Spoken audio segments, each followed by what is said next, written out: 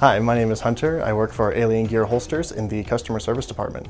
One of the main things we do here in customer service is we take incoming phone calls from customers looking to either purchase a new order, get a warranty replacement for something under their lifetime warranty, or even return something under their 30-day test drive, depending on what they've ordered. Just the other day, we actually had someone call needing to get a warranty replacement for their holster because while they were riding on their motorcycle, they had crashed, and when they fell, they slid across the road. I think they ended up in the other lane of traffic by the end of it, and their holster held up. Their gun never was unholstered, never came out of the holster.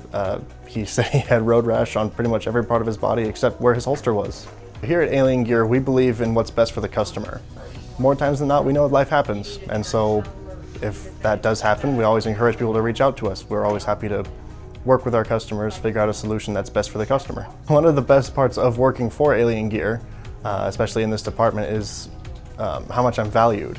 Knowing that my ideas matter and that people are actually listening to the things I have to say, it gives me a real feeling of engagement and value with the company. And in turn, that makes me want to repay that back to our customers, to let them know that each one of us here is a valued employee, and that makes each one of them a valued customer.